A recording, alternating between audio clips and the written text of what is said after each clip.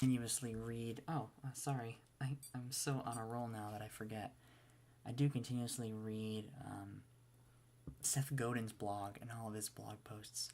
And there's this one post about whispering and how to use a microphone. It's really, really fascinating. He talks about all caps and that when you come off as confident, like when you're in conversation or you're doing a speech or you're doing something where you have to speak, he talks about that dichotomy between shouting and trying to make an impact, but how too much of a good thing is a bad thing. We're back to the inverted U-curve analogy again. Too much shouting when you're speaking can hurt your impact. And here's the kicker line.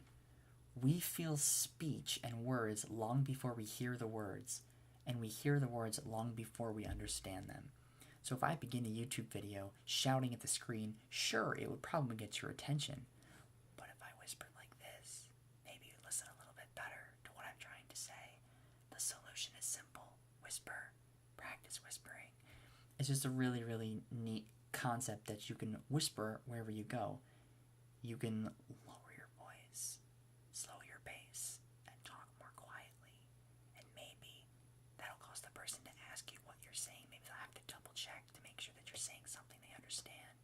And maybe they'll learn better that way. You can't whisper in all circumstances, obviously, but the idea that you can whisper when you write, or whisper when you talk, or whisper when you edit video, like if you the way in which you do something is slow and reverently, that's an interesting concept, because maybe you're building more of an impact in the long term doing it that way rather than shouting and battling. Like, that's a very confrontational, sort of aggressive, competitive attitude, yelling all the time.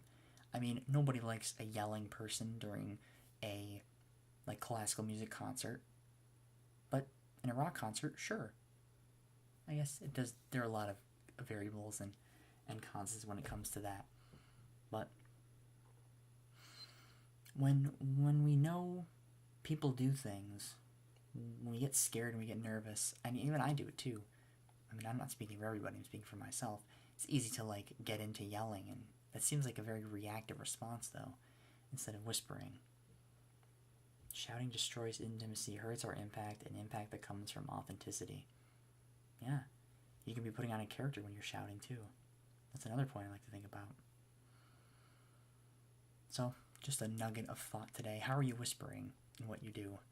Is my question for you today. We all have microphones now. It's so easy to get a microphone online, most likely, but in person, yeah. Keeping you. Don't forget to be awesome. I'll see you guys in the next video. Goodbye.